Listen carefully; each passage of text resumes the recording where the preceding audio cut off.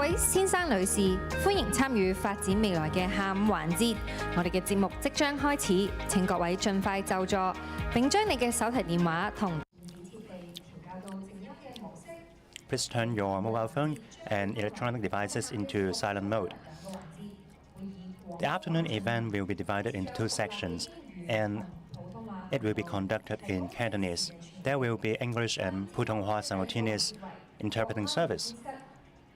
Please take a pair of headsets from the reception area if you need the interpreting service.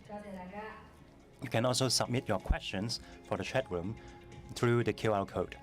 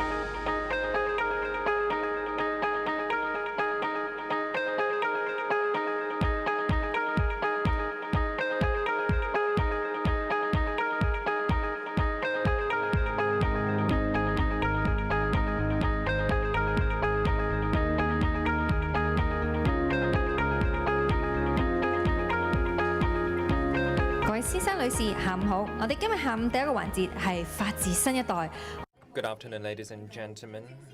Our first session is the new generation for rule of law. We're very delighted to have Mr. Addison Chan to moderate this session. Now let's pass the floor to the new generation of rule of law. Welcome to this afternoon session. I'm Addison, and before we start the session, we introduce our guests from a wide variety of background. First is Carmen Kan, who's the chairperson of Working Group on Coordination and Liaison, Steering Committee on Rule of Law Education. And two speakers come from the education sector. Sheila Sum Secondary School Principal, Victoria Shanghai Academy, and Wong Ka-ho, Head of Citizenship and Social Development of Life in Society, Shao K1 Government Secondary School. And we have two representatives of students, Larry Lau and Clarice Poon.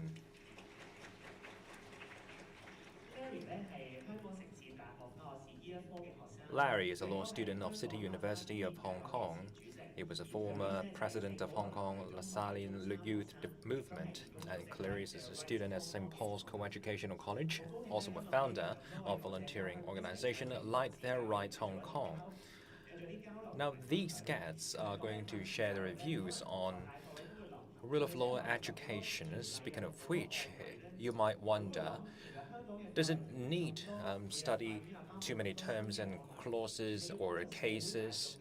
Well, with such cases and materials in plenty, it seems an impossible task to educate our next generation on rule of law. So my first question to Carmen, what's it all about, legal education, rule of law education? Now let's pass the time to Carmen. Thank you, Anderson. Good afternoon. I'm very happy today. We have representatives from the uniformed sectors, and we have student representatives. This is Legal Week 2023, and I'm here sharing with you the latest development of rule of law education and the meaning of it. What is rule of law and what constitutes rule of law? What's its importance and how it facilitates a sound operation of the community, and what the DOJ and the educational sector have done to promote a rule of law. And lastly, I will talk about the purpose of rule of law education. Now, to begin with, I would like to say we're not teaching laws, but we're teaching the concept of rule of law. Now, Justice Poon said in this morning that there is no uniform definition of rule of law.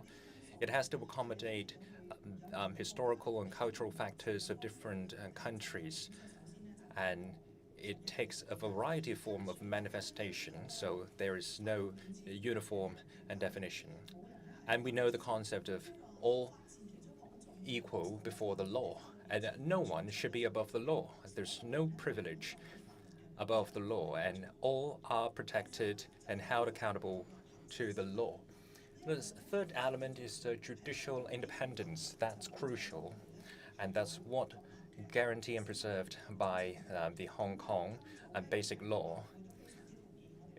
We have an independent judicial power and final adjudication, and our judges are ensured up to the job. And the fourth element is access to justice. It means all have their access to resorting to law to arrive at their justice. Fifthly, fair and open courts, and any adjudication has to be open, barring exceptions of protection of the involved parties or witnesses. Sixth, clear and stable legislative procedure.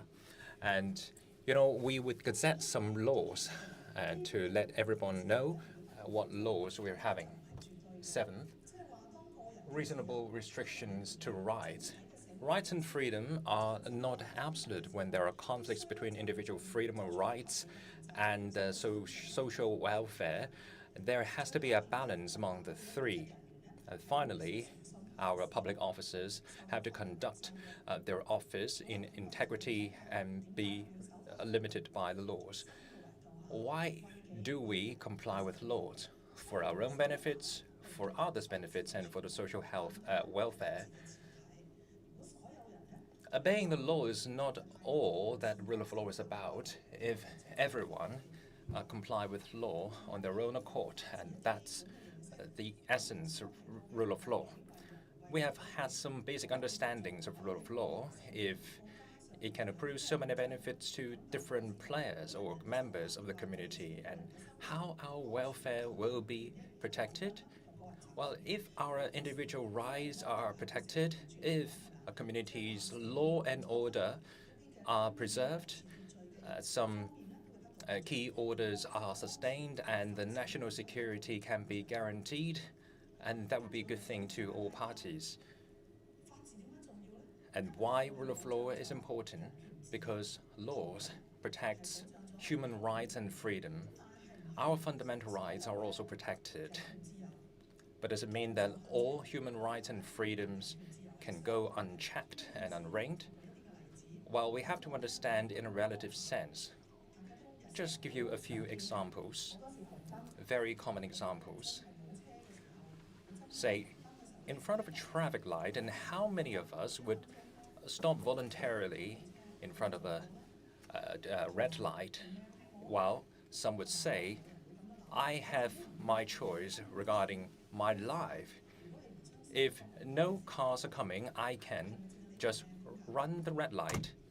But if you run the red light, what happens? You see, in this case, it's not just about you. You think that 1 minute is your own personal affair, but you have a chance of jeopardizing the life and safety of the driver. Another daily example, if you go to a cinema, remember before a movie is screened, what warning will be given to you? There will be a reminder that all should switch their electronic devices to vibration or simply turn it off. Well, you may think it's my right and freedom to make my call, but others also deserve to enjoy the quietness and the movie. When there's a conflict between the two, well, let's see it this way. You take your own initiative to exercise your freedom at the expense of others' freedom, then your freedom has to be restricted. So in a cinema setting, you have to abide by the rules of a cinema, and that's easy to understand. The third example is on smoking ban. Well, everyone has the freedom to smoking, but all also have the right to breathing clean and fresh air. When there's a conflict and a tension between the two rights, relatively speaking, law will restrict the rights to smoking. And we know that in some indoor spaces and in designated areas, smoking is prohibited. So we understand the necessity of restricting certain freedoms and rights. In the next slide, have you noticed that there are not many ads promoting cigarettes? Well, that has to do with the overall welfare of the community. Wow, there is a huge profit or interest at stake for the companies, but we still need to strike a balance between their profits and the social welfare and the well-being of the community. Next slide. What is the performance of Hong Kong's rule of law? From here, we know Hong Kong is one of the world's leaders in terms of rule of law performance. In 1996, our rule of law performance had a mark of 69.85. Since 2003, for 19 years in a row, we achieved a mark of about 90. World Justice Project in 2023 commended Hong Kong's order and safety ranked 6th globally. It shows that a safe and orderly environment is favorable to the rule of law, also essential elements to Hong Kong's prosperity and stability. What are other benefits for the rule of law? The project has stated that the better a rule of law of a place is, the more rapid the economic growth is. It also has to do with the lifespan of that community. And there is also a saying, the rule of law provides the best business environment. It's a quote from our President Xi Jinping. So in Hong Kong, we need to create an environment of rule of law, and that has a bearing on the present and future and business environment, and it is indeed crucial. Now I would like to brief you on what we've done in rule of law education. As I just mentioned, there should be different forms of resolutions to disputes. Apart from litigation, and we can resort to mediation, arbitration, and settlement. These are different channels through which we can resolve our disputes.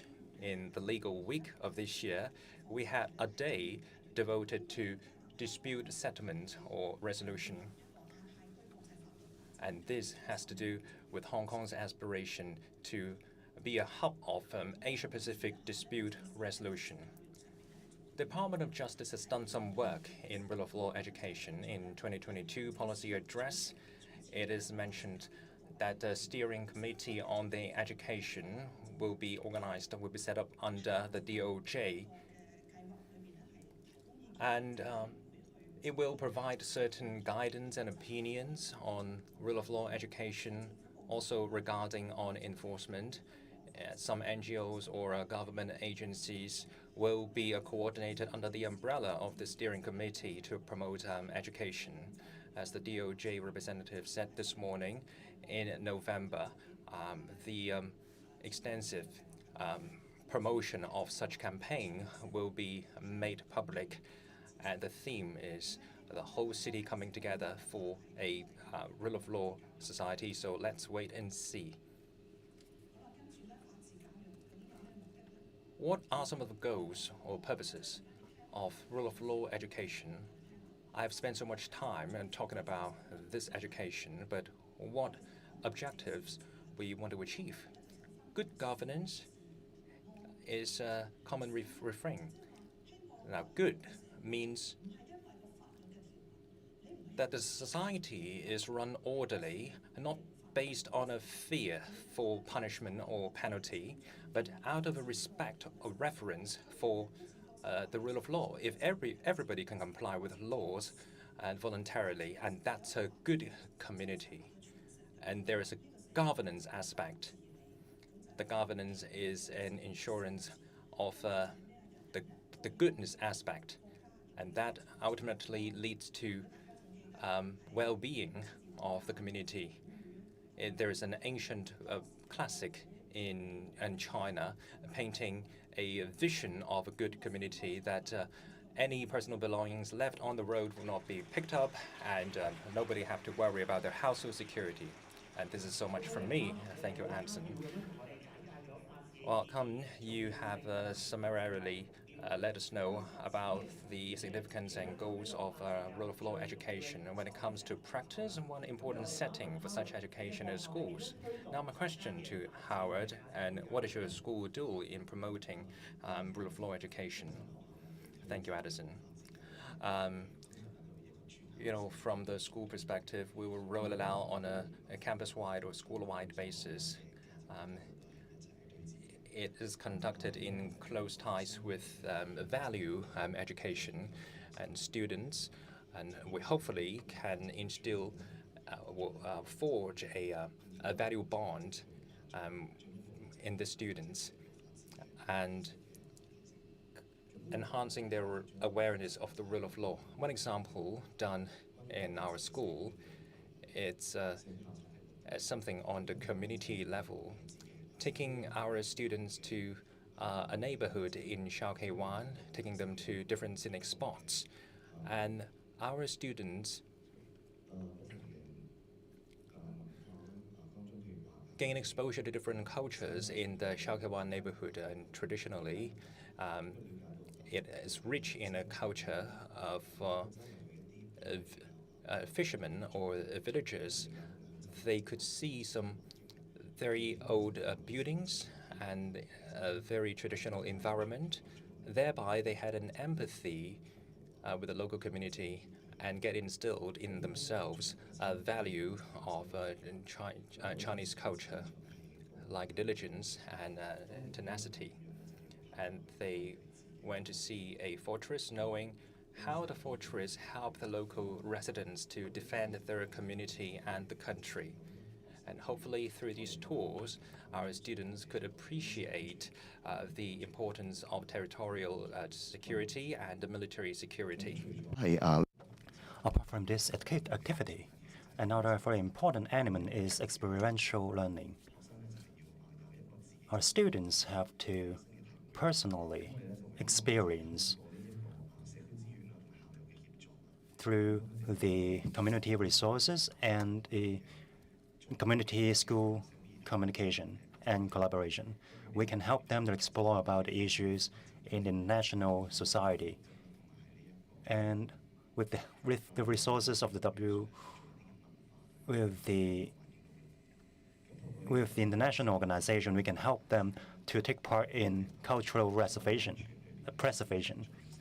And we can also teach them about resource security and culture security, which are also part of national security. Actually, we're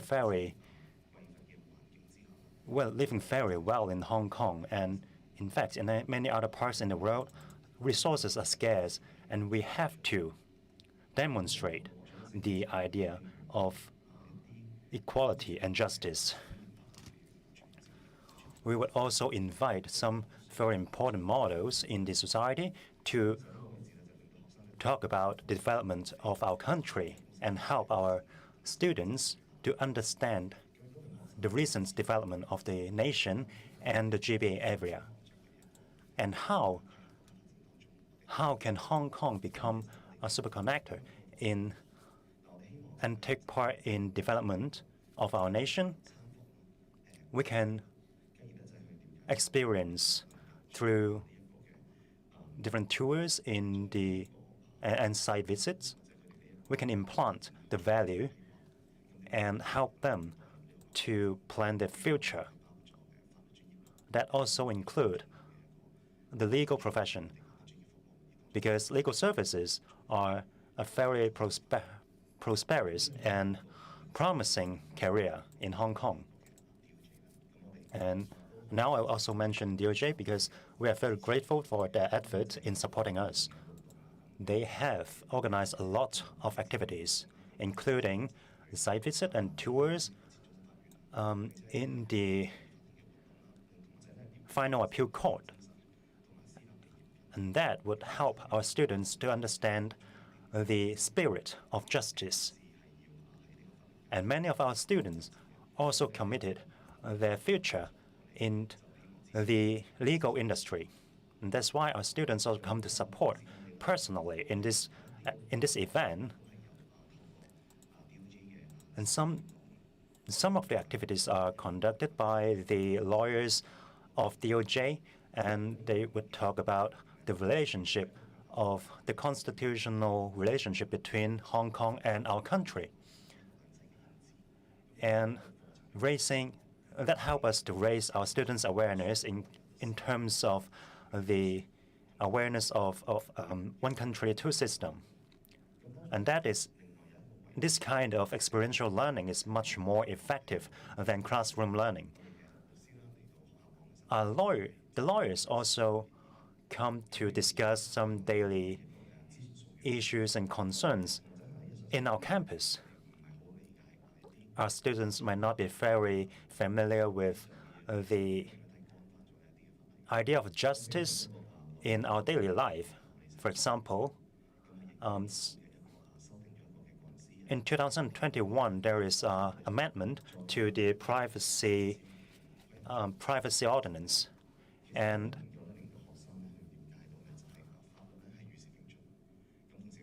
that kind of lecture also help our students to understand that laws evolve with time, and we have to respect others' rights and freedom when we enforce ours.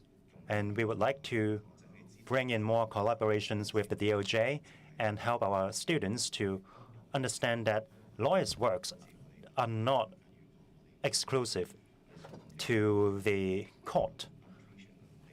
For example, arbitration, mediation are also highly related to legal services, and we would like to prepare them for joining the force of legal service providers. And we can see that in such a diverse experience, our students can effectively learn about the spirit of justice and law. Perhaps some laws are not. Perhaps we can present the laws and the spirit of justice to our students, not just in terms of black and white documents, but we can use activities to help them learn about it. And how would some international schools to help their students to learn about the spirit of rule of law? Some of our students are glad. It's a pleasure for our students to join this event, and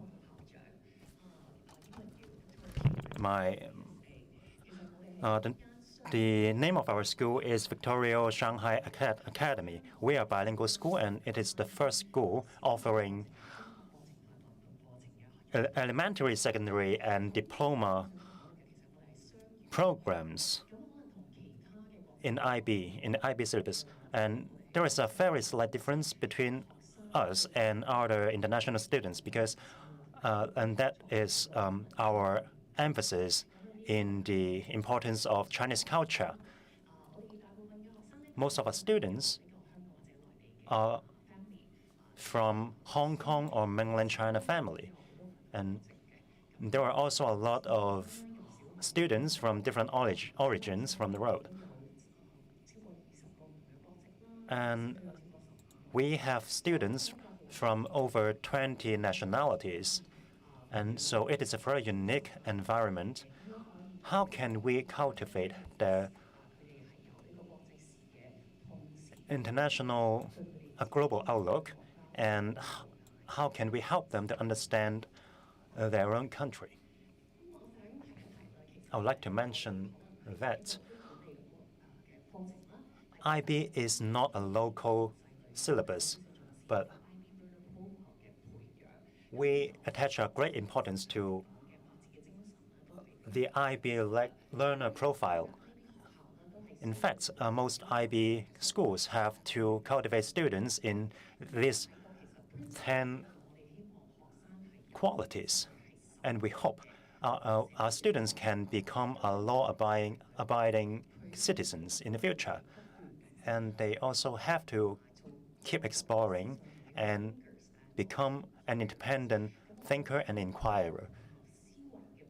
This kind of mindset is very important. They also have to be open-minded so that they can see the differences in the perspectives of other people. And we hope we can instill this kind of values into our students. And being caring is also a very, very essential quality. And that is what parents and teachers want our students to learn about, meaning that they would be caring to other members of the society. And in their decision-making, they would consider different moral perspectives and bring positive influence to the society. As an IB school, we have put these elements into our programs. I would just give you some very specific examples. Some senior students beyond grade 12 would engage in the IB syllabus, and there is a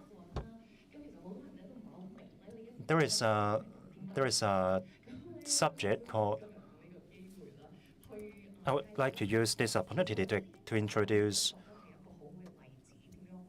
this example. How can we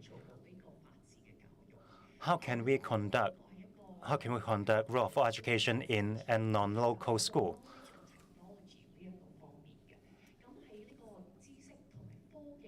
In knowledge and technology, in the field of knowledge and technology, we need our young people to inquire, because it is the era of artificial intelligence. Knowledge acquisition has become very accessible to everyone. We can use many tools online to acquire knowledge. And what should we emphasize as an educator? We should help our students to inquire these problems and questions and learn about the core values through debate and analysis. They have to learn about how to make decisions correctly. Because if we put a question in the ChatGPT, that it will offer us a lot of alternatives. We have to help our students to make the right judgment and draw a right conclusion. And this is something AI cannot do. We want our students to make their own decisions based on some appropriate principles. And that is what we should attach our importance to. Well, this problem seems to be rather theoretical, but in fact, it is highly related to the daily lives of our students. And I would like to touch on the issue of hacking. We have a student society that is related to ethical hacking. And every week, the members of this society would hack our own school's website. And our IT department is well aware of their activities. It is a highly technical technology skill. And we would also like them to know what is the difference between hacking and ethical hacking.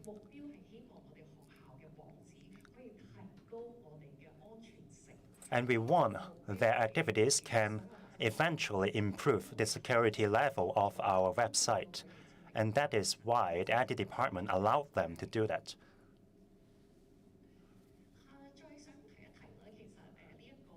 One more thing is that I think technology is very important as an IB school, and it was stated that AI technology will not be banned in the IB syllabus because banning is not an effective way to tackle innovation. And what's important is the ethical use of innovation. And academic integrity is highly valued in our school because academic integrity is not just about the academic aspect. It is also a very important element and quality in how we become a law-abiding citizen. We have to be responsible for our actions, and we have to respect intelligence property. And how can we ethically use the technology? And that is the problem, and that is the key of our teaching process. Our students also organized our Hong Kong Shenzhen debate competition, and over 20 schools participated in this competition in the Greater Bay Area. And during the process, I believe it is a very in-depth interaction between the students. You can see that there are a lot of the scope of the debate is very wide and broad. And it touches on different topics and issues in the society, including economy and the well-being of the public. And it is very conducive to helping our students to develop an understanding and awareness of the social issues in the GBA. And that is all of my sharing. Thank you. Thank you very much, Shala. And what's most impressive is ethical and hacking. And when we talk about hackism, and we have a conclusion that this is not right, but it is all about how to bring out the potential and the ability of our students in the right places to the right uses. So a follow-up question to Howard and Shella. When promoting rule of law education, have you encountered any concepts or topics that are harder to grasp for the students, and how do you help the students to grasp them better?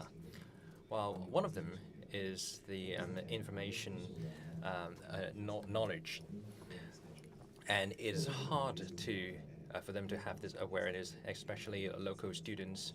Their awareness is lacking that some information online should be filtered and screened, and we arranged some pre-learning tasks for them. I myself registered 2 different social media accounts, and I created some age, my personal profiles, and and interest into them, and used to clean iPads to do the browsing industry. With these 2 accounts, I showed my students, why don't you try to think about a picture in your mind and what these people are. And some would associate with this guy is a master guy and the other is a lady, but I tell them it's a wrong conclusion. It's all me. So it's all about letting them know if you do any recommendation online from the search engines, and AIs could result in certain biases because there is selective exposures or avoidance. And at the end of the day, for our users, we will have some confirmation bias because what we see is based on that information that brings us the message. What our the lecture tells them, emphasizes to them that they should have the necessary skills to survive and thrive in this intelligence or technology age, so that the students will appreciate the complexity and the need to fact check and everything online. What about Shella? One different example, something I mentioned, we want to nurture students or a young generation that are principled as well as open-minded. Being principled as well as open-minded for a youngster can be quite a challenge. They tend to adopt the view of black and white, and they would put their own emotions to understanding certain affairs. For students to be principled, they need to understand what kind of value they have acquired, what values matter to them. These are their principles, and they're different from opinions. They could hold different opinions on different subjects. So opinions are different than principles. If someone has different opinions, we should teach the students agree to disagree. Well, that's a challenge for many educators. How do we respect others holding different opinions without sacrificing or undermining our own principles? How do we overcome this challenge? And a lot of education is about skills, impartation. One skill is communication skill. Communication skills often focuses on the means of expression, skills of presentation. But in fact, we hope to achieve the purposes beyond that. For example, how to do active listening. Right now, we haven't devoted sufficient focus on this issue. Some are pretty talkative, but how to be a good listener, to analyze others' opinions better, this is what we should work harder on.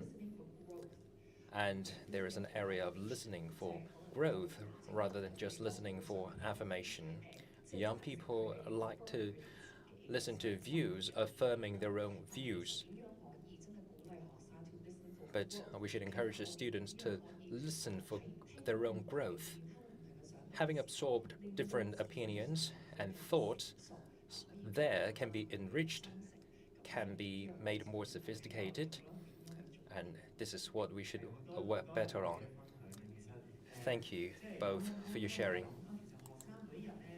While I was thinking, for students, and every school day is a routine day, but actually there was a lot of energy and thinking behind hoping the students to foster correct and good values. Now we're shifting from educators to students. Or Larry, and you've been through secondary schools and colleges. Do you have any interesting appearances to share with us? Well, rule of law education is unlike education of law. What's important is fostering correct values. In my secondary school, debate and volunteering services was some shaping experiences. In my post with Lazalian and group, and some activities were about visiting those homeless people in different communities of Shamshui Po. We will deliver some goods to them. I've been doing that and helping out that organizations even after I went to college. Say in the early days of the epidemic, we would dispense some tasks and other sanitation goods. In my secondary school, I worked with different organizations such as SOCO. We reflected those issues to that organization. We had our thoughts of solving the homelessness problems. If we can connect some homeless people to a NGO, can some of their daily basic needs be met? Can their housing needs be accommodated? Can you help them to find job? That happened 8 years ago when I was still a secondary student. I already had such thoughts and ideas. But how my values were formed were dependent heavily on volunteering services. We went to some Caritas centers in Wong Tai Sin and giving tutorial services to the new immigrants to Hong Kong. They didn't have the financial resources to go to to hire private tutors, so we worked with NGOs to deliver such services for the primary school students. Apart from interaction with these elementary school students, we gained better knowledge about the growth background, and that could cast our own understanding of ourselves in a contrasting manner. We, growing up locally, may not be able to appreciate their background or their difficulties or their challenges and how we can help them. I remember one student who had just arrived in Hong Kong couldn't speak very good English, and so they achieved no scores in one English subject. But after a month or so of tutoring, they were able to score 80%. But even though only 90% is considered good, but 80%, even though without reward from their teachers, that was exciting and encouraging experience to us because we feel we could make a difference to help them to struggle less. Into college, the principles of education has shifted to the pragmatic or the practical aspect. We had a legal clinic on campus, which focused on two areas. One area is on helping startups with some practical difficulties. The other area is one we are working on is matrimonium, and helping those people who can't have access to immediate legal counsel on some household issues such as domestic violence or divorces.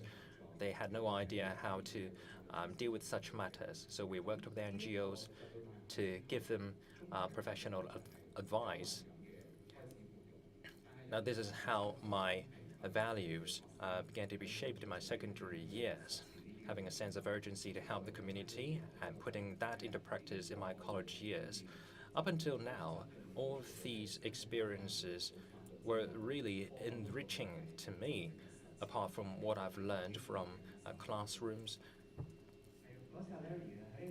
Thank you, Larry. I can see from you that rule of law education is powerful, really, beyond the classroom in a range of extracurricular activities, and you have taken action to contribute to the community.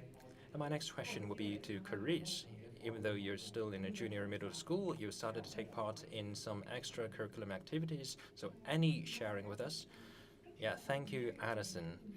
I had some similar experience to Larry's. I started with social volunteering services and debates, speech makings. These activities helped form in me a basic rule of law and understanding or mindset. I served in an organization Light the Right and helping the grassroots children and the homeless people. In one case, and we put up a workshop helping the grassroots students to be engaged in elementary debates and discussion. And at a Halloween day, a joy-filled occasion, we also organized some activities with them. Apart from these two services, I also got involved with helping or serving other communities. For example, those living in the subdivided flats and people living on lower income, like cleaners, so that I had a deeper understanding of the community. And what's important in social and volunteering services is one knows the rich composition of the community, and we gain deeper understanding of the rule of law. For example, in my visit to subdivided flats, apart from having a chance to chat with those residents, understanding the challenges they face, I went to understand any ordinances or laws that the government have that can protect or help them, and how else can their students' SCM development can be supported on the government policy or laws level. And when I knew more about their living environment and their day-to-day difficulties, I developed an empathy with them. And in activities of delivering goods to them, my thinking went beyond organizing that activity. There are other factors to consider. For example, when dispensing bread, if we happen to give some bread to the homeless people, if they develop diarrhea or a physical sickness, and would there be any risks to undermine and their welfare or well-being?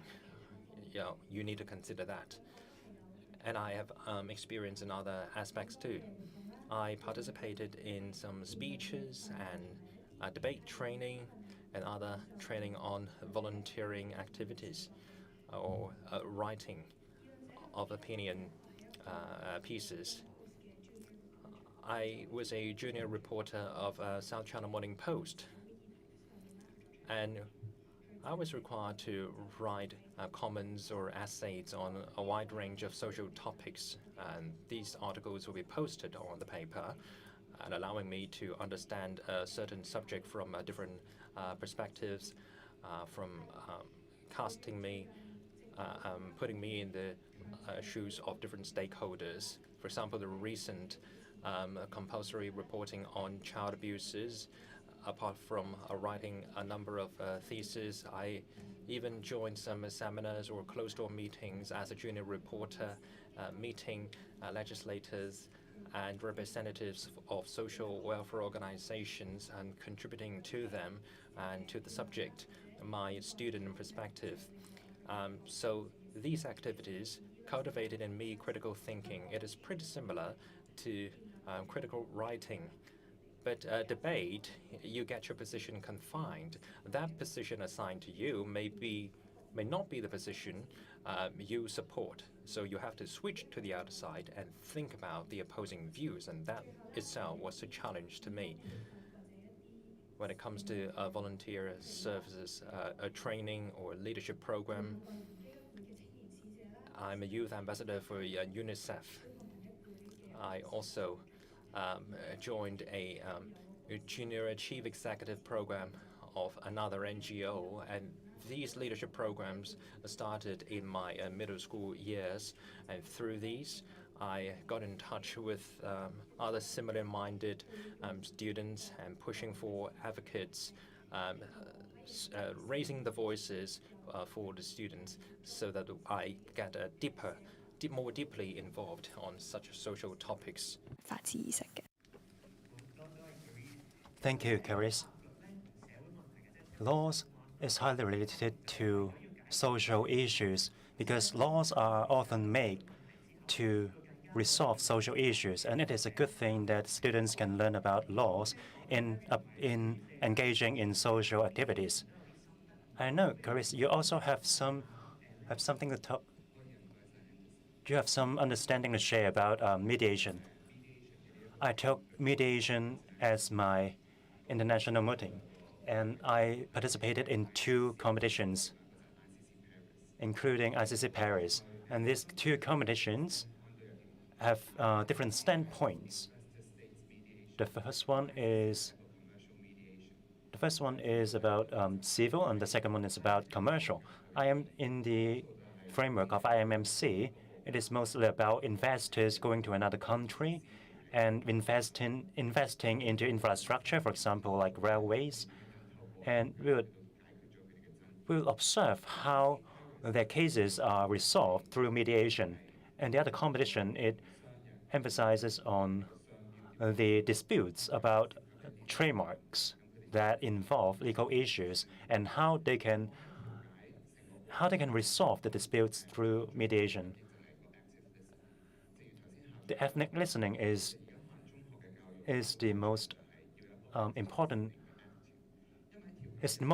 attitude in mediation, because both parties might not have the opportunity to talk to each other open-heartedly, which cannot be seen on some legal documents, because the standpoints are very clearly stated in the legal documents, and that is why they don't have the flexibility to talk about or discuss a possible way out and a practical solution. And they cannot just based on the legal document and come up with an actually feasible, enforceable plan. And that is why we can use our value to adopt active listening to come out with a diplomatic solution. I've also taken up a role to teach in a secondary school about mock trial and mooting. And more than often, that my students often focus on black and white. For example, in a murder case, now I'm teaching false instrument, and they would be very curious about how we can hold the criminal accountable. But actually, in many litigations that we would be focusing more on the client's interest, about the family issues and the background of the client. I have heard about how we're talking about the innovative teaching methods. And now I'm thinking about introducing the digital platform to help our students to see the actual mediation setting. Comparing to mock trial, it might use more resources because from perspective principle like Harvard, and it might be more easy for them to adopt such platforms. I would like to share a personal experience. I joined a writing competition about mediation. In these 2 years, because I've practiced my piano skills every evening, and my neighbor slept rather early, and that's why there are some disputes between us and involving letters from lawyers, and I insisted that practicing piano is my right, and I have my right to practice before 11 p.m. But after I learned about the ordinance and the laws, in fact, my neighbor also has the right to complain about noise. So I try to use the principle of mediation to talk to my neighbor, and for example, I would try to finish my practice earlier, and they can sleep a little bit later than usual, because in many cases, winning and losing are not the only thing that is important. We can try to attain a peaceful resolution through mediation. And after listening to the sharing from Larry and Karis, perhaps if we can have more opportunities to engage ourselves in activities that help us understand more about mediation, that would be highly favorable. I know that Councillor Ken also engaged in some activities that is related. Would you share your experience in career planning? Before I share, I would like to talk about how I feel about the sharing of my previous speakers. I've learned a lot about how the school view the rule of law education, and I also have been thinking a lot about the sharing of our students. You just talk about your rights of practicing your piano skills, and there is also another kind of right that your neighbor your neighbor also has the right to enjoy a peaceful and quiet environment. However, in fact, harmony is the final goal of the rule of law, and that's why we have to learn about our own position and our own rights. But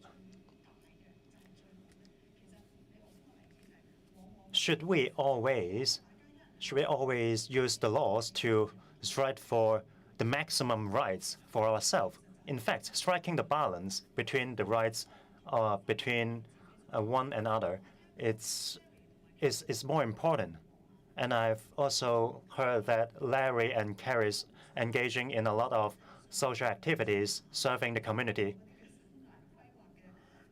You asked about career planning and life planning service that I engaged in. I think because it is very important for us to have a sense of responsibility, and we have to be vigilant. We have to be vigilant about hazard and dangers, and that is why we should have a sense of agency. We should take ourselves as the owner of the society in the future. If we serve other people, and the spirit of serving other people is the foundation of rule of law. And that's why our organization attach a great importance of offering our young people opportunities to engage personally and gain first-hand experience in some services and activities. We have arranged some DSE students to engage in an exchange program in some cities in the Greater Bay Areas, and that takes only 6 weeks. It is not that long. But in fact, we can use these placements to help our students to find their own objectives in life. Apart from the proof of the pudding is in the eating. Whether the pudding is good or not, we have to try it before we judge. And that is why we encourage our students to plan their life in advance. Well, it is about time to conclude. If our audience want to become a generation that is law-abiding and respecting, what advice would you give our young audience? I think the rule of law education cannot be defined word by word. We have to learn that with personal experience. I just joined a competition, public speech competition about Constitution in Beijing, and I had the opportunities to interact and exchange our opinions about the Constitution with the students from different provinces in China. And that gave us a very good opportunity to learn about issues about intangible heritage and environment issue and the legacy of our culture and what are our roles in preserving all these important values and assets. Some primary students that I've encountered have already learned a lot about Constitution in their elementary education, and I know that the government has been doing a lot to promote the knowledge of basic law and our common law system. And they have been holding a lot of competitions to encourage our students to learn about all these issues. Perhaps as students, we can also join these kind of competitions to learn more about the laws, and we can also join the seminars organized by our schools. And the pandemic has finally passed. Perhaps we can harness the opportunity to visit different cities in China so we can improve our understanding in the rule of law. I've also mentioned that as a secondary school student, they can step out of the classroom and try to engage in some social service. My alma mater also organized some volunteering services, and they also organized some community visit that are available for our students to join. If they want to learn more about how the legal system works, they can also participate in some mock trial and mooting competition. Not only that they can employ their debate skills, they can also learn something that cannot be taught in classroom. For example, some hardcore criminal law knowledge. And they can also, in that way, they can also gain a new perspective. This discussion struck me with a metaphor about the landlord and the rentee. I think we have to respect law and help our students to cultivate a sense of belonging in our students. I believe our students also want to take care of our society and become a law-abiding citizen. And all of us as a community, how can we create such an environment and vibe to improve the sense of belonging of our students to our country? How can we help them to demonstrate the spirit of rule of law?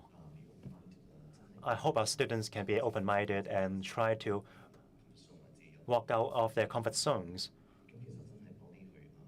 I would encourage them to utilize our resources to participate in more activities and have some personal experience in some real-life practice.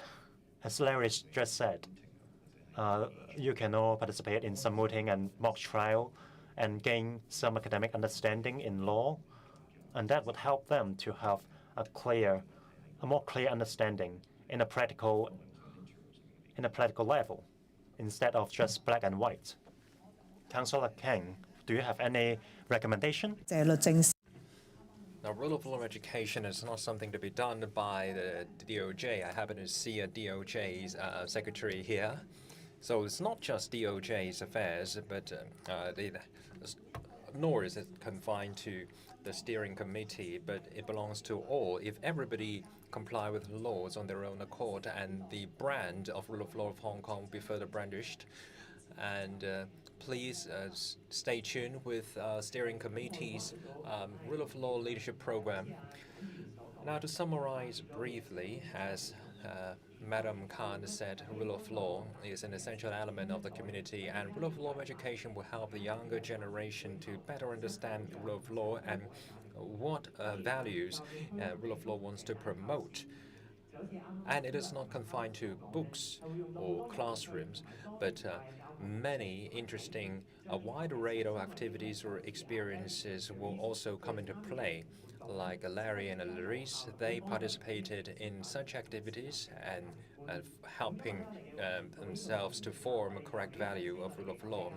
This wraps up our session, and would you give a big hand to our speakers? And thank you all for contributing to such excellent exchanges. Would you stay on the podium and step forward for a group photo?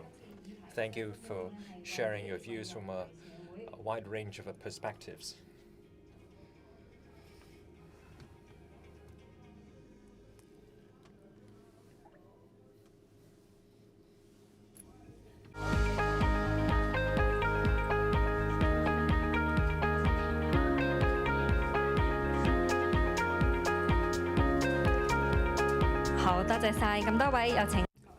Thank you, and you could be seated. You could be seated. Before we commence the next session, we have a break, and you're more than welcome to enjoy the snacks and coffee and tea and outside this venue. And the next session will begin at 3:30. It's about National Security Chatroom, and feel free to take a look at the stalls outside to understand the latest development of legal services of GBA cities. It is from N206 to N208. You're welcomed. See you at 3:30.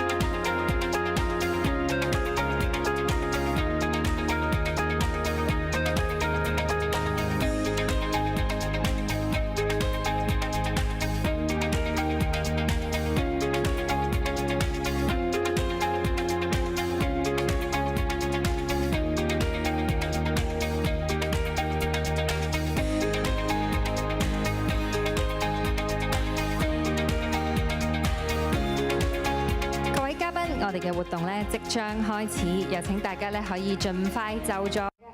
Our session is about to begin. Please be seated.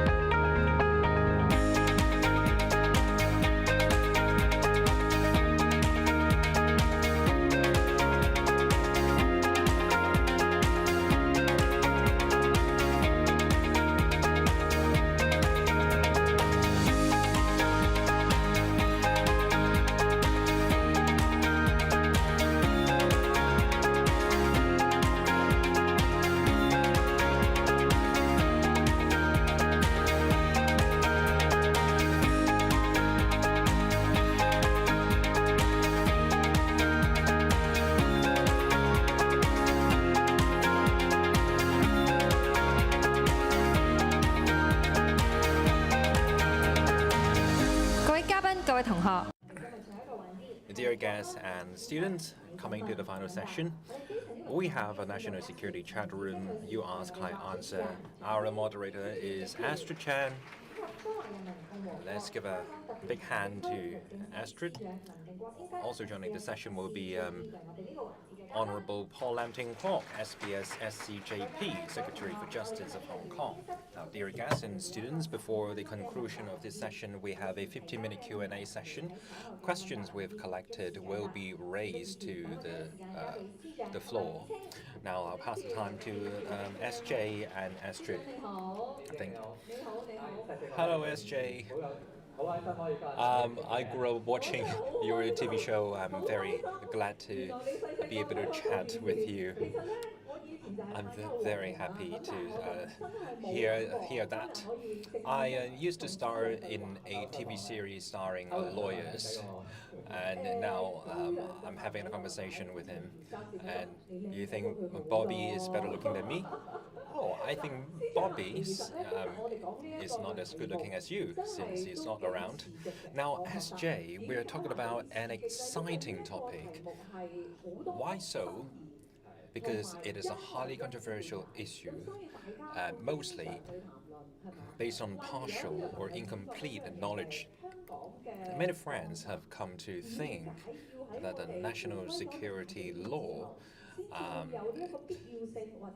in such a way that it is legislated too late since Hong Kong has returned to China's rule for 20 years. Well, it's a good question, but let me ask you, why was NSL legislated? It was in 2022, June 30th, and handover was 1997, July 1st. And so it was 23 years had elapsed. The basic law was in place, and in the 23 years since the handover between then and the legislation of NSL, while there was such a long delay, before 2022, especially in 2019, I'm sure all of us here were acutely reminded of all the chaos and the disorder here. Students were not even able to commute to schools, and so were their parents. It was a turmoil engulfing the community, upsetting the daily operation of our society, and there were voices calling for Hong Kong independence. In that context, now we're sitting quietly here, but at that moment, I was at a loss, having no idea when all the saga would come to an end. Would there be any means to restore quietness and tranquility to the community? Now, Hong Kong was governed by the rule of law. Hopefully, there were some means, legal means, to bring calm to the disorder. Do we have any legal tools? We were supposed to have, say, Article 23 of the Basic Law. It was meant to deal with national security, but the law was simply what was not implemented. So we had to immediately put together a legal tool that could deal with the issue with such urgency. So that was the reason for national security law. It's about dealing with the problem in a legal manner. We simply hadn't had enough time to enact Article 23 of the Basic Law. So that was basically the background and the reason for the legislation and enactment of the national security law. I remembered back in 2020, in the first National Security Day education, I realized that there was something able to put an end to the chaos and the turmoil engulfing our city. But many had questions, wondering about the cases of other jurisdictions. Do they have similar tools? Now, in this world, there are over 200 countries. I'm not excessively knowledgeable, but I can say there's something in common among all these nations. One thing is certain, there is no exception. All countries in the world have laws to protect their own sovereignty. I don't think in any country that you can walk away from overturning your government and committing treason without any consequences. There are more than one law in certain countries, and there were reasons to that, because national security faces risks of manifold, and risks have been evolving, and it will continue to evolve, and some exceptional circumstances will arise. So In many countries, there are more than one law governing or protecting national security, so that the entire legal system can equip that country well enough to steer it clear of such risks. Even though there was a Treason Act in Britain enacted many centuries ago, but right in July this year, a new national security law was passed governing the communication with overseas political organizations, 100 or something sections in them. But there was not one law in the UK, but multiple of them. Since many jurisdictions have their own national security laws, and you have also mentioned Article 23 of the Basic Law, if we dig deeper in the Basic Law, there are articles, protecting the freedom and rights of the citizens. With this national security coming into place, will our fundamental freedoms be undermined? If you really want to think about this issue or of NSL seriously, you have to look at the text of the law itself. For example, in Article 4 of the Basic Law, it stipulated that when safeguarding national security, there is a prerequisite, that is to ensuring to ensure the freedom of speech as enshrined in the Basic Law, in line with the international principles. And two internationally recognized human rights convention are enshrined in the Basic Law. Will the NSL undermine our individual freedoms? Well, that question is less than precise. Actually, any new law, criminal law, or if there's a new law effective tomorrow, if you can't run the traffic light, your freedom will be infringed upon at a certain extent. Some freedom will be taken away from you, something you can talk about, you could talk about in the past, but no longer so in the future. But that's beside the point. Why we had to place such restrictions on the freedoms and rights? Now, in these circumstances, we had we have a sound purpose to achieve, to restricting such freedoms. If we are going to ensure individual freedoms and rights, we need to understand and we need to guarantee the order and the safety of a certain nation, and reasonable restrictions can be imposed. So the national security is the prerequisite. At the same time, we want to strike a balance with protecting individual rights and freedoms. And NSL is meant to do that, and I'm sure it has done what it has hoped to achieve. So what is reasonable restriction? Many citizens will come to think that we have fundamental rights protected in the Basic Law.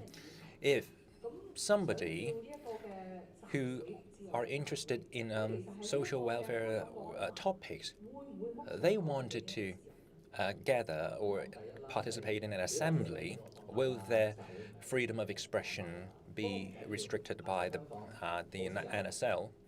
Actually, assembly is not the only way to express your opinions. There are a wide range of options for you to do that. Well, even assembly is not an absolute right. In a practical sense, if you think about that, we have laws governing freedom of assembly. For example, you have to apply to authorities. It is not about hindering you, but your assemblies can get in the way of others.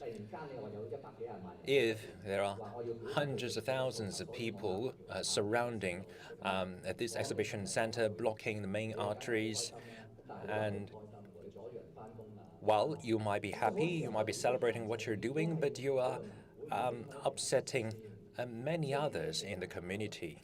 So this is what you need to consider.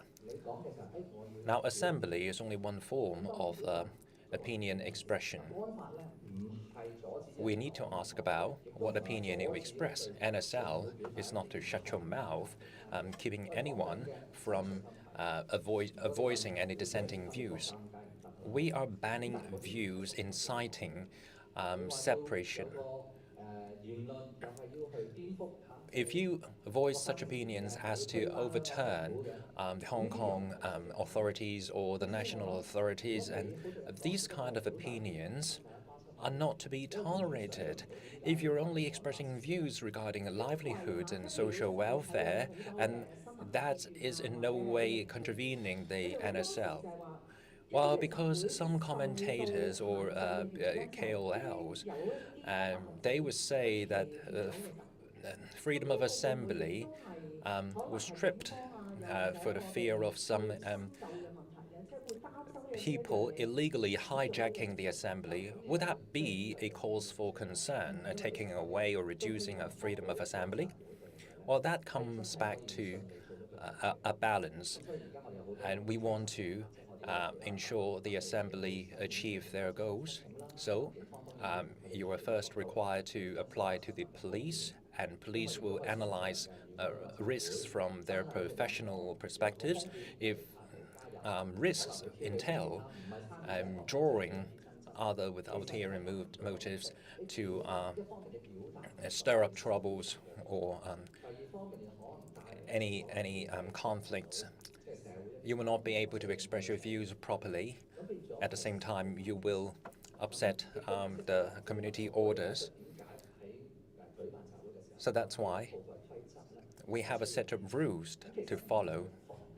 And these set of rules are not meant to prevent you from exercising your freedom of right, but it's all about allowing you to express your views on one hand and ensuring the smooth operation of the rest of the community. Now, Hong Kong has always been a free place.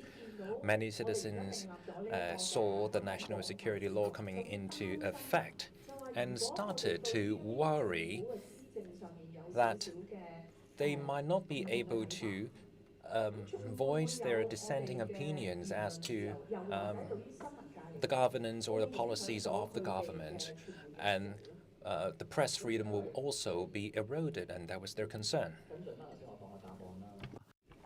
Following up with my previous answer, the freedom of speech is always protected by law.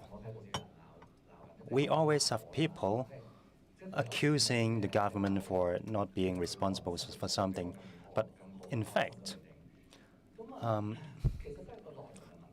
it is all about the content of your complaint. There are only certain issues that certain topics that you cannot mention, including those that would disrupt the public order and the overturning the government authority. Of course, if you were inciting people to declare war to China or committing treason by helping the foreign country to disrupt the national order,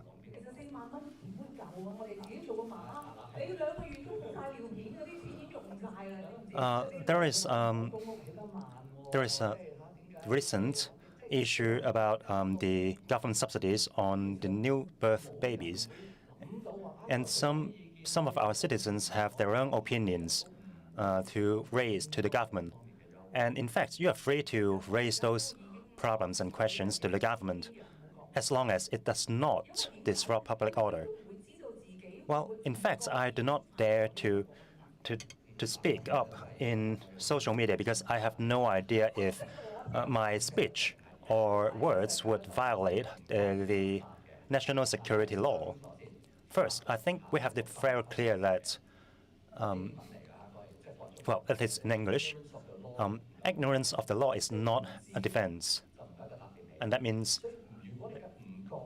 unknowingly committing crime does not mean that you are not committing a crime. You have to learn about what the law is, and you cannot just skip justice because you are ignorant. However, if you have already understood the law and provisions, you will know about what are the penalties for the violation of law. Because if you actually read the provisions, you will understand what it means to violate national security. Well, in fact, Mr. Secretary, because many of us do not have the legal knowledge to understand the content of the law. So I think it is nice to have this kind of seminar and talk to disseminate the knowledge of law. As I just said, national security is something that everyone concerned about. That's why I encourage you to actually read the articles. Even the middle school students can understand the provision, and you can find the bilingual version very easily. If you actually care or worry about something, you have to learn about it and get an in-depth understanding about it first. Why I'm sitting here talking to you? Because I want to use another way to help everyone to deepen their understanding into the important issue. And I don't want anyone to violate the law because of ignorance. I think apart from freedom of speech and freedom of assembly, Hong Kongers also care about something called the core value.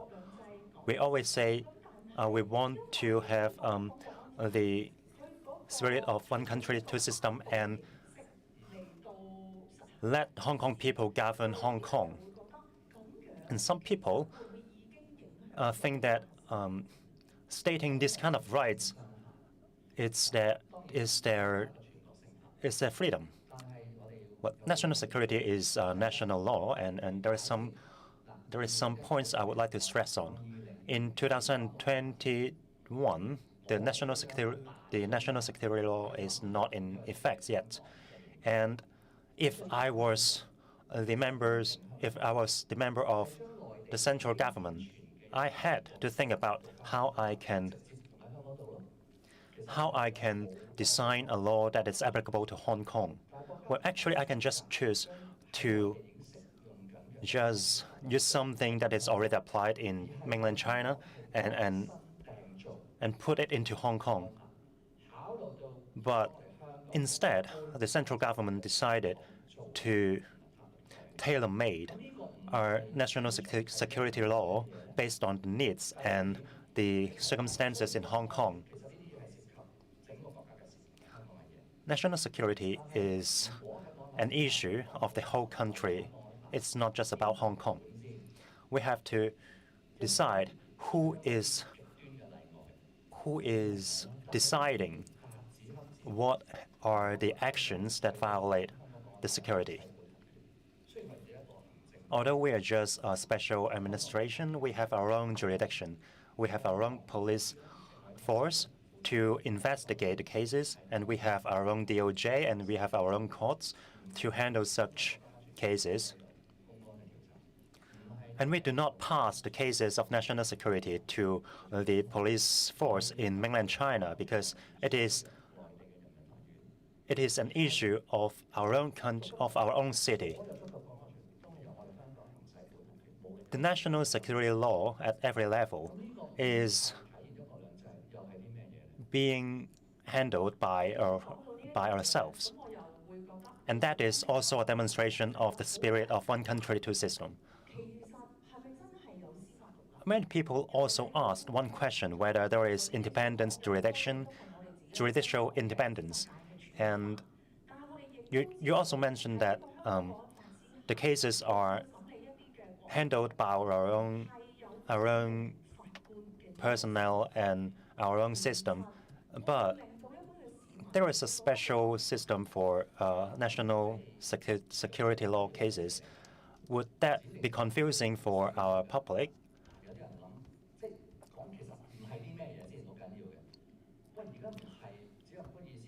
Designated judge is not randomly assigned. Well, Astrid, I wouldn't just ask you to be the judge of such case. It is not randomly assigned, and those designated judges are selected and recommended by our designated council. Some of them, some of the committee members are not from the legal sector, but those are the elites of our society. And the list of the recommended judges are also presented to our CE. In fact, the court is responsible for assigning the cases to the designated judges. We do not just assign one case to a specific judge. It is not something new, actually.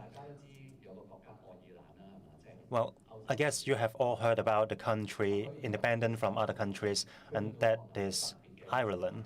And there is a special criminal court. It is used for some special cases, for example, terrorism, and that does not include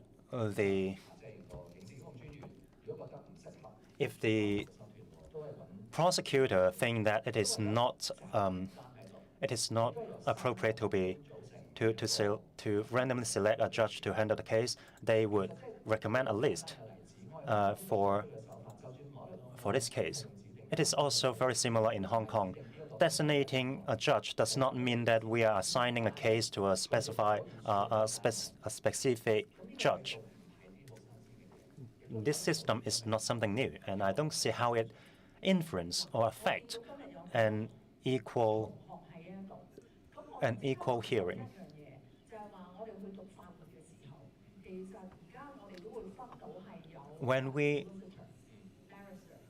We know that there are different roles in the legal sector, for example, solicitors and barristers.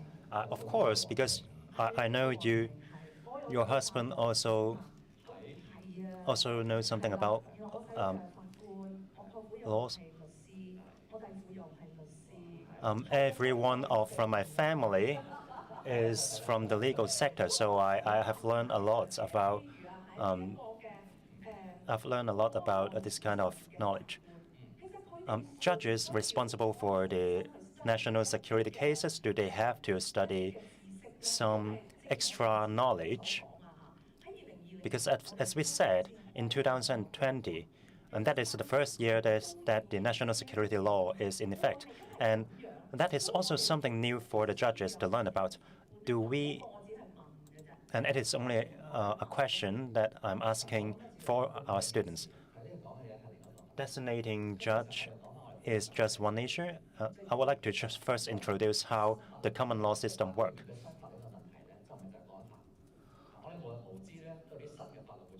Every day there is some new laws coming out, and in fact there is a collaboration relationship between the barristers and the judges, and because they are trying to demonstrating the laws, they're trying to demonstrate that the laws are correctly applied to solve cases and some disputes. And how can we precisely implement the laws? We have to do a lot of legal researches, but mostly we have to demonstrate the spirit of justice by practice, and that is what we do. And that is why, in these 3 years, we can see that the court has already handled some national security cases, and our judges have to make their own judgment based on the established laws and provisions.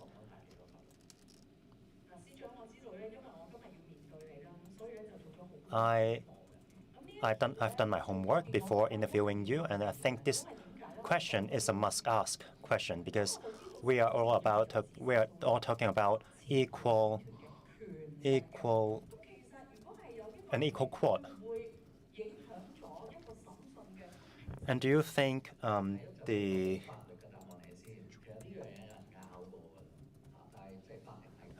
missing of jury would affect the result of the court? Well, under some special circumstances, it is specified in the national security law that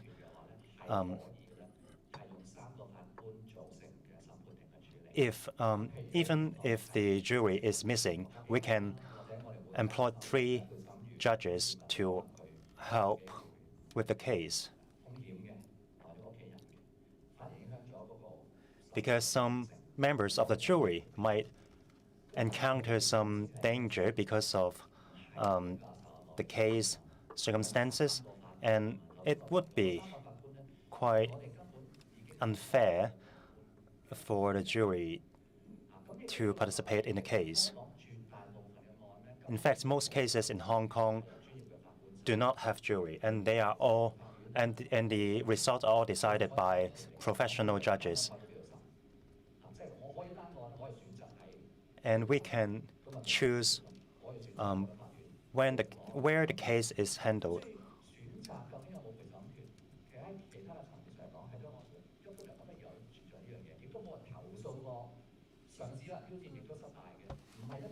And somebody would try to challenge the arrangement and failed. Well, there were challenges like that. We have had examples in other jurisdictions, say in Ireland or North Ireland, as part of the UK, is different jurisdictions than Ireland. But in North Ireland, there is a Diplock court. Diplock was the name of a judge. When dealing with North Ireland cases, say religious issues or conflicts or terrorism, my counterpart, that was a DPP. I'm superior than that title. The North Ireland DPP had the authority and right to do without a jury and to use instead only 1 judge instead of 3, as in our case. So if we review the circumstance of North Ireland, and similar practices have been adopted, and there are no voices to question their practice. In Hong Kong, we have a panel of 3 judges, and is there anything unfair about our practice? But there is, our system seems to be even more fair. And there's a question of fairness. What is fair? And why a certain person is ruled to be guilty, someone else is not, and some is sentenced to 15 years in prison, and some sentences are shorter. Now, jury trial has a certain characteristics. Usually, jury will bring with them a piece of paper, guilty or not, and then they present the results. There is no verdict or ruling. But a judge will be placed under immense responsibilities. Having heard statements from different sides, he had to put in a written form detailing what evidence has been accepted, what has been not, and what legal principles have been adopted, and how he came to understand these principles and apply these principles to the accepted evidence, arriving at the ultimate result. And the whole idea and the reasoning of the judgment had to be documented and disclosed in its entirety, so that everyone can have their own judgment of whether that ruling is fair, whether the judge rule against a certain person because of their appearance or racial or religious background. So if there are no opinions, no questions about the fairness of that ruling by the public and from the public, and that will be okay. So our practice is even more open and transparent. Yes, I do agree that the justices are a tough spot. How I understand that your brother has got a worn-out wrist from writing too many judgments. I myself have to present to you. I have many in my family working as judges or lawyers. Now, some of our friends or some people in the community will think that In national security related services, bailing is more difficult than average criminal cases. Is that really the case? Well, the courts have come to deal with such issues. There is a certain provision under the national security law governing the bailing. That's in Article 42. Actually, there is a right to bailing in national security cases. Actually, many defendants exercise their right and they are being put on bail. But there are provisions stipulating that bail is only granted when a court believes that the bailing will not give the defendants a chance to continue to undermine national security. But if there is proof pointing to the possibility or concern that given a free rein and the defendants will continue to act against the interests of national security because the hearing or the trial itself is lengthy, so certain risks have to be contained. Well, there are differences, and one can argue that bailing is harder in NSL-related cases, but is there anything exceptional? Not really. In a terrorism-related act in the UK, the general rule is no bailing unless you can convince the court otherwise. And in the Court of Final Appeal case, the judgment confirmed the merit of bailing, having reviewed the cases of South Africa and Australia and Canada. In all of these three jurisdictions, acts related to terrorism or serious offenses with repeated natures like sexual crimes or other violent crimes, such dependents will not have access to bailing unless you can prove, given bail, you will not undermine the community's safety because there is a risk. It's all about seeking a balance between your right and the impact on the community. So it's up to the court to decide whether you're fit for bail. Yes, there are differences. Sometimes you can even argue the threshold for bailing is higher, but is it exceptional? Not really, because it is for the good of the community. Well, you mentioned a terrorism-related act in the UK, but in many jurisdictions nowadays, their national security laws see their scope ever expanding. Why is the necessity? You've certainly raised a good question.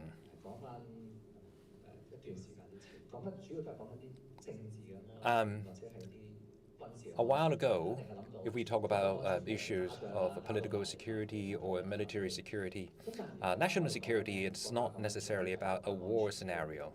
We are talking about overall national security. Even food security, biological or scientific security are also involved because the time has certainly evolved. There are more than one way to undermine our national security.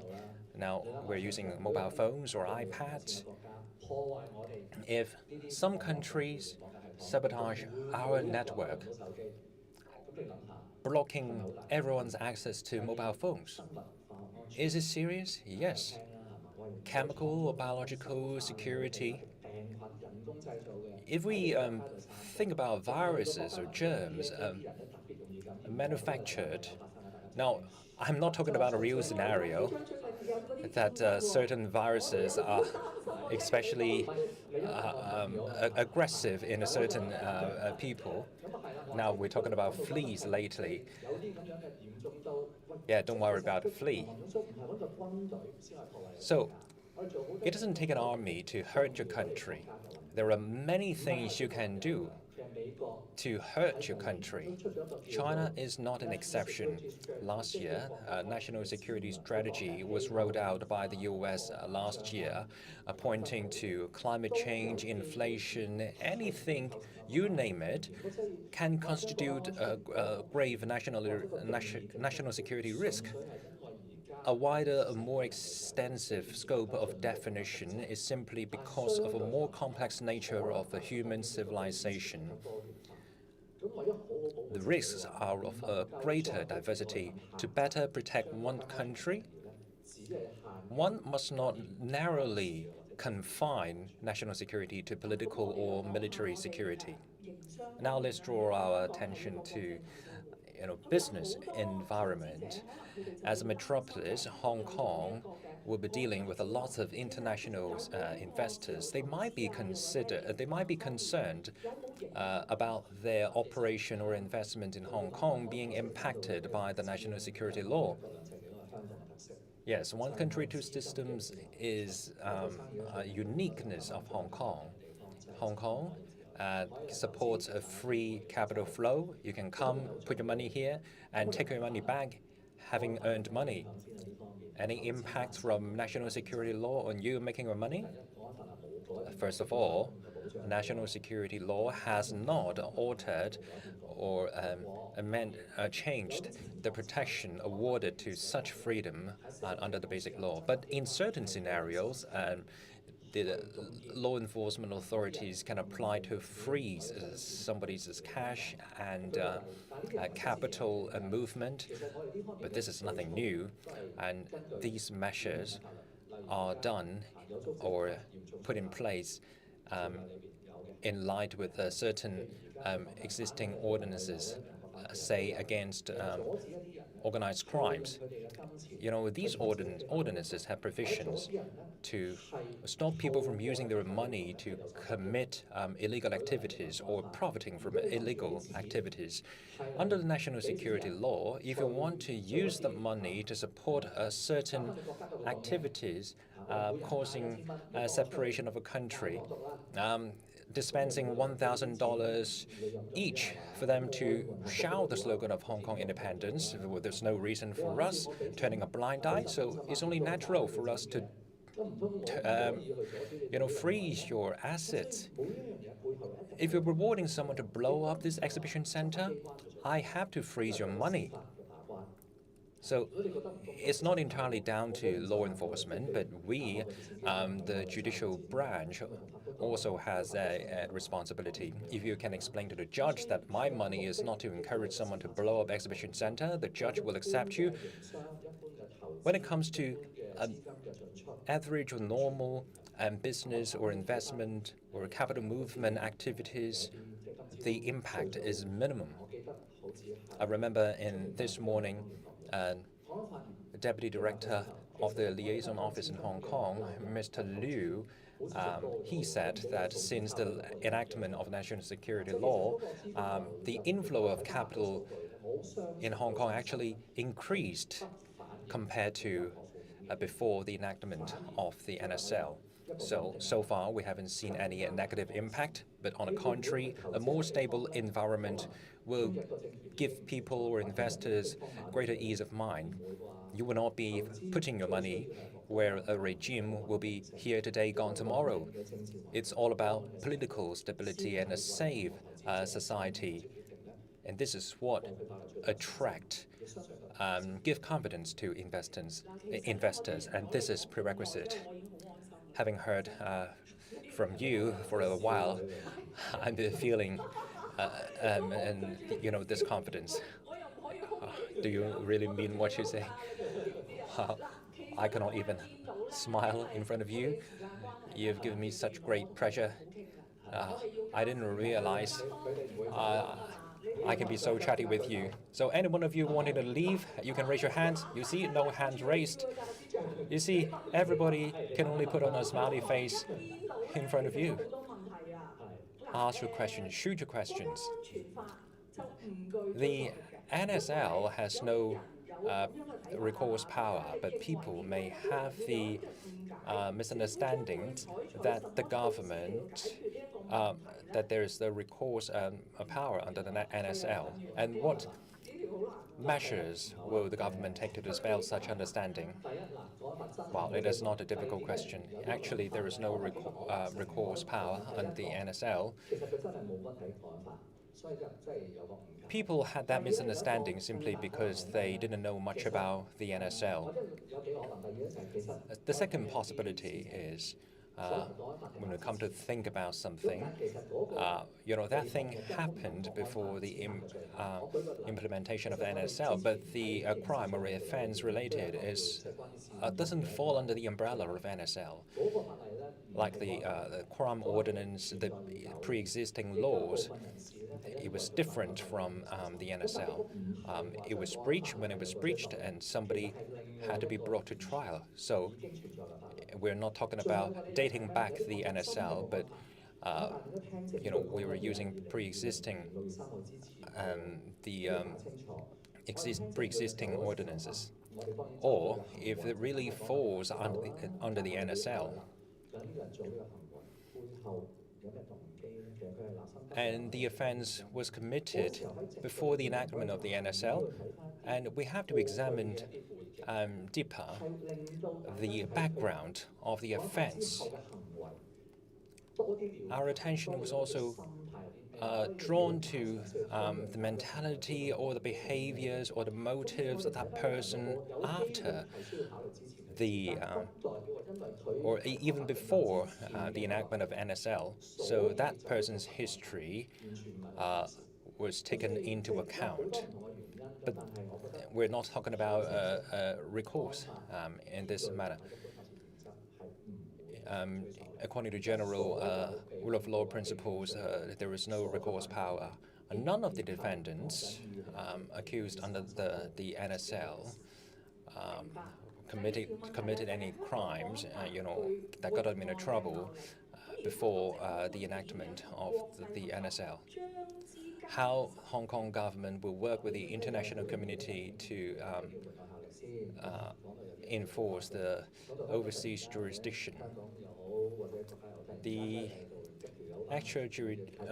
extraterritorial jurisdiction can be pretty scaring, that the Hong Kong government simply has a long arm to arrest anyone wherever they are. When it comes to extraterritorial jurisdiction, there are several aspects to it. Now, if a crime, if offended in Hong Kong, if we want to cause a separation to the country, that is certainly not to be allowed. If someone wants to be smart, if I can't do it in Hong Kong, I board a ship registered overseas and sail beyond the sea of Hong Kong and started shouting the slogan of Hong Kong independence. So if you're a Chinese citizen, you cannot simply endanger national security because you've left your original place, even though you reside in an overseas country, but you've been doing something bent on hurting our national security. We have to ensure that our laws can be applied to you, but that doesn't mean we will enforce the laws in that overseas country. In telephone scams or any other scams, they were committed not in Hong Kong. I certainly want them to bring them to justice. While many countries exercise the extraterritorial jurisdiction to prevent such activities committed overseas to hurt your own people. So this is the principle. When it comes to enforcement, you have to go through judicial cooperation, say extradition and exchange of evidence, such partnerships with other jurisdictions under the framework of international law. So that's why I appeal to any country. If you're certainly interested in protecting your own national security, take up some goodwill to work with one another, to assist one another, to help enforcement. So such judicial mutual assistance are tools that we use. They are legal principles that we use to bring to justice anyone bent on hurting Hong Kong. So this is not recognized only in Hong Kong, but in the world across. Now, the following question has to come from a student. As a future lawyer to practice in Hong Kong, I appreciate the confidence in your career. Now, as a future lawyer practicing in Hong Kong, in 20 or 30 years' time, I would like to know what's the age of this questioner. How can we shoulder the responsibility for national security? And as for me, as a student, what do I need to do? While this is a rather tricky question, while this aspiring and confident youngster, so he is here. She is here. Let's give her a big hand. I'm sure in 30 years' time you'll be sitting here answering, such questions. So you can be seated. It's a good question indeed. To begin with, I do hope that 20 or 30 years from now, you'll be living in a more peaceful time than it is today, and happier than today, and you don't have to fear the intricate national security risks. It's only my expectation, but no matter in what age you are, you have to understand that you have to cultivate a sense about national security. It is not that complicated. Just know that you are Chinese. You are living in Hong Kong, within China, and you are chasing your dream. You're chasing your dream, and Hong Kong is your home. China is also your home. You have this kind of understanding about your own country. As a Chinese, what is our history? First, we have to cultivate the sense of identity as a Chinese. As long as this is my home, what should we ask about? What are the goods and the bads that are existing in my country? But no matter what is happening within our family, we have to settle it within the family. And that is the vigilance and a sense of national security that we should keep in mind. In fact, it is as simple as do not run traffic lights and don't steal your classmate's phone, and that is something as easy, as simple as that. And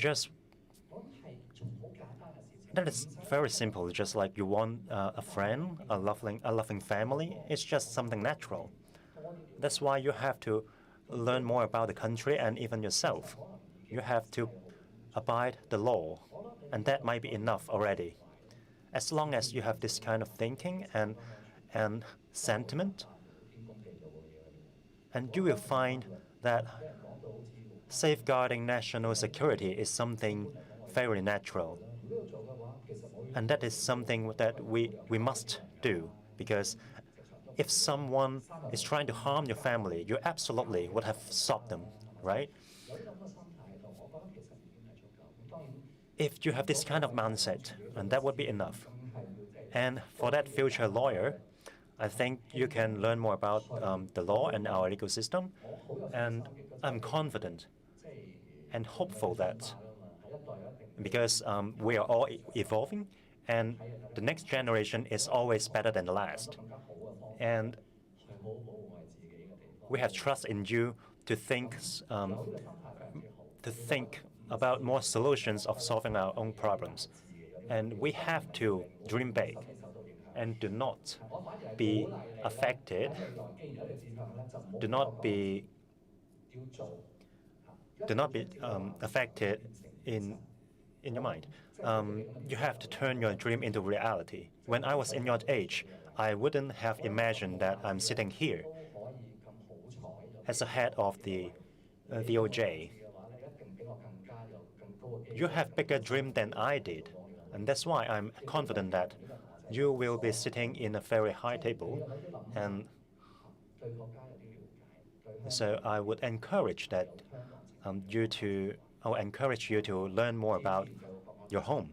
That means Hong Kong and China, and every other thing would be natural.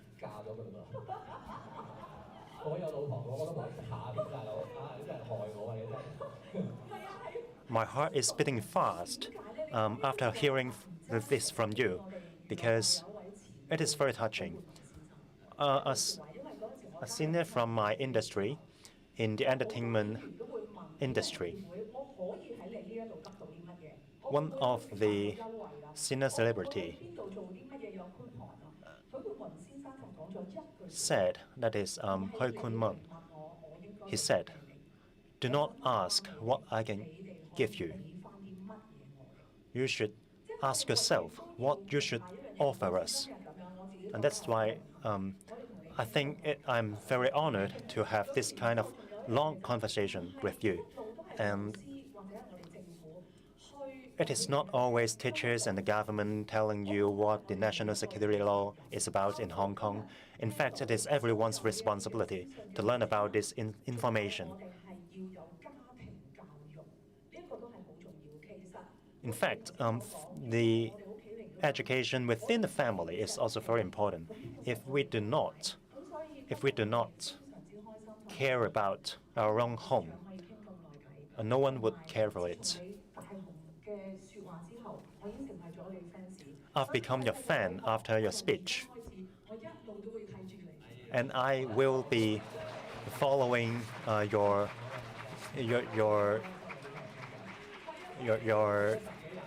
your coming events, and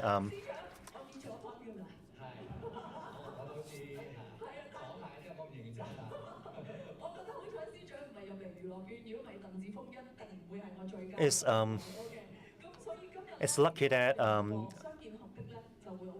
Mr. Lam has not entered the entertainment sector, because otherwise my colleagues would have lost their jobs. Thank you very much. Now we will pass the time to the MC. Thank you very much. Thank you, Astrid. Thank you, Mr. Lam. And we have learned about many things about the national security law, and you have also answered a lot of our questions. Please come up on stage and take a photo. It is a great photo of a fan and a celebrity. Please give them a round of applause. A few more photos. Thank you. Please be seated.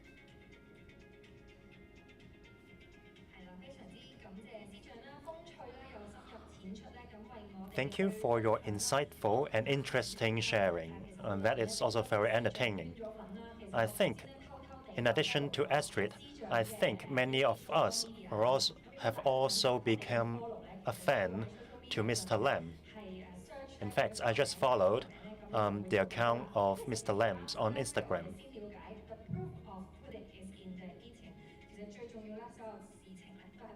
And I believe everything is about balance. The last section would be the closing remark of Mr. Cheung Kwok Kun, Deputy Secretary of Justice, Hong Kong Special Administrative Region of the People's Republic of China. Mr. Cheung, please.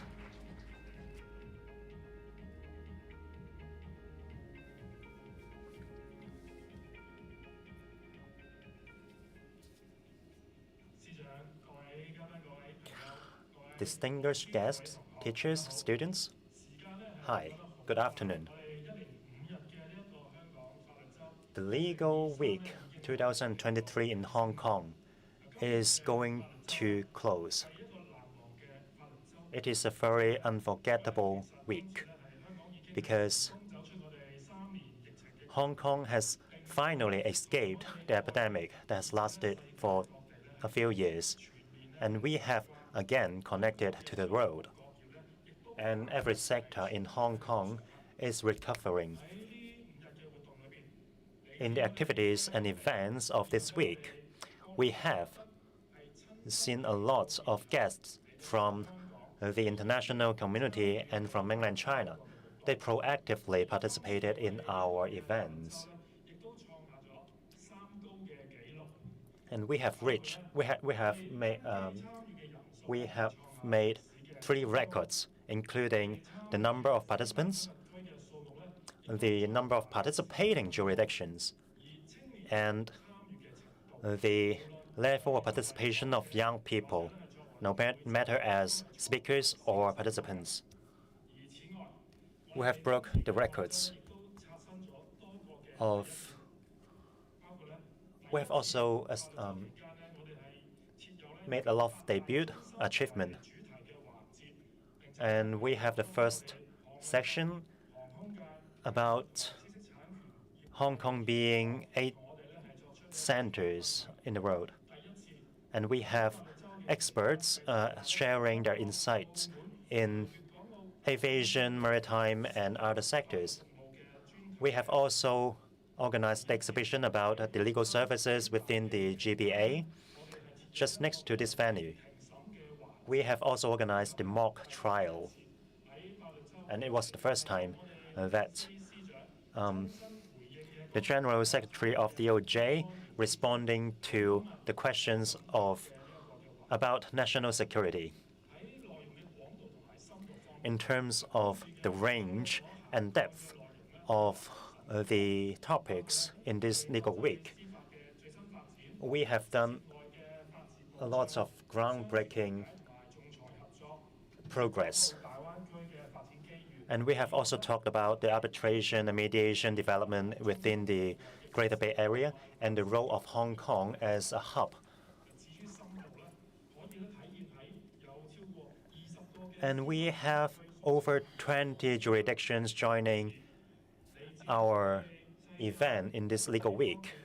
We have invited many judges from different jurisdictions in Hong Kong discussing about how the mediation framework can help resolve disputes and how we can employ technology in legal proceedings. Of course, we should not ignore the National Security Chatroom held by the Mr. Secretary of the DOJ. And Mr. Lam used a lot of interesting examples to show us how the national security law protects us. And we have seen active participation of our audience online and offline. And that is the proof of Hong Kong being an international legal service and dispute resolution center. Under the 14.5 plan, Hong Kong as a dispute resolution center.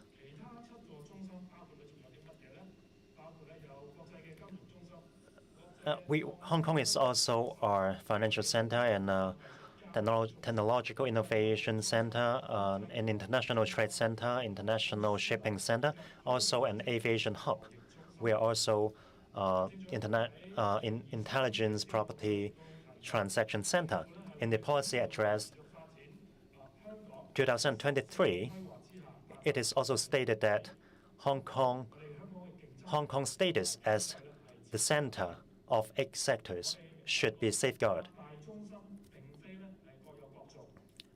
The center of 8 sectors should create synergy among every industry, and Hong Kong as a legal and dispute resolution service center, we are also offering a lot of legal services to serve the international community, and it is essential. It is an essential pillar of our status as the center of the eight sectors. We are using a lot of legal services to support development of our aviation and shipping industries.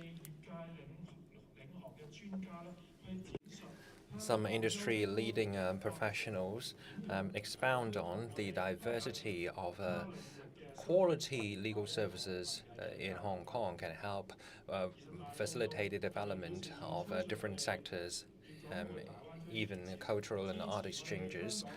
Uh, the central government supports Hong Kong to become a hub to play a better role, a bigger role under the Greater Bay Area, releasing the huge potential of this region, and that requires establishing a highly efficient system and mechanism and system alignment between these jurisdictions will be of utmost importance. That's why yesterday we explored the Greater Bay Area opportunities and the judicial departments of China province and different localities in the Greater Bay Area and came to share their extensive views on a wide array of topics. They talked about the pilot scheme of Hong Kong Macau lawyers practicing in a GBA. There was a mock trial yesterday showcasing the different approaches taken by different courts in Hong Kong, Macau, and Guangdong. And they also discussed how um, these jurisdictions can better collaborate with one another. And a special themed exhibition stand of the legal week, potential prospect and opportunities were showcased regarding legal services in the GBA. It is a rare opportunity that friends of different backgrounds can come together to seek and explore business opportunities. Alignment of judicial mechanisms and systems within the Greater Bay Area is one focus area of DOJ.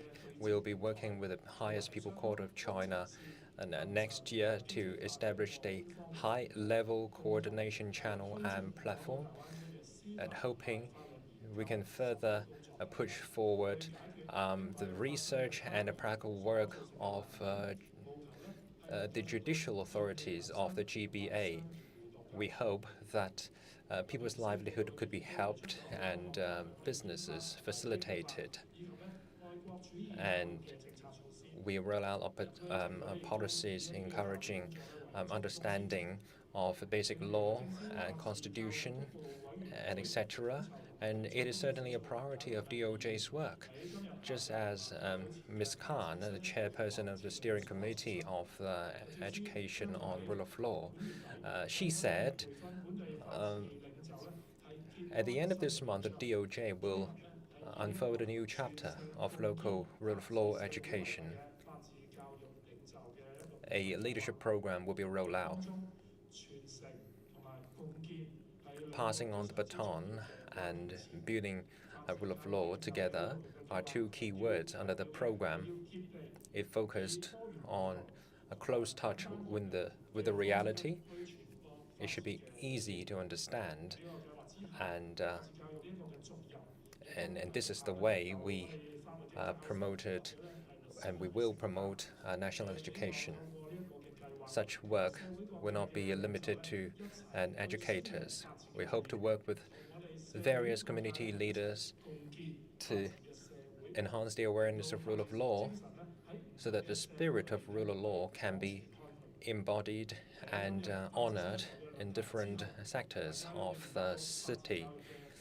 Now, I'm sure you've appreciated the importance of rule of law education. It is not a freestanding subject, and we're not looking to turn everyone into a prospective lawyer.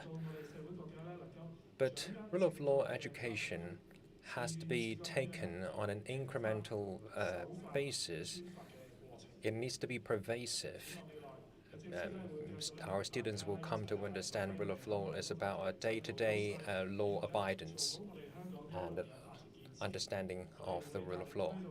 And the DOJ will continue to establish a sound and a legal system in Hong Kong and nurture legal talents, promote rule of law education, and further tell a better stories of rule of law in Hong Kong to the world. And Hong Kong can, in this way, make greater contribution to our motherland. I thank once again different guests from different provinces and municipalities of China coming together to make this Legal Week Hong Kong to become an important platform of legal exchanges in the Asia-Pacific region. I especially thank our DOJ colleagues for working around the clock to ensure the smooth operation and the successful convention of this mega event. Thank you. Thank you, Deputy Secretary of Justice. Please be seated. Ladies and gentlemen, students, the final event, Rule of Law for the Future, has come to its end. On behalf of the DOJ of HKSAR, we deeply thank the insightful sharing of guests, and I thereby conclude the Legal Week Hong Kong 2023. And before you leave the venue, remember to return the translation device to the reception desk and take with you your personal belongings. You can also scan the QR code to leave us your feedback. You can also do it online. Thank you once again for participating in this Legal Week, and see you next year. Thank you.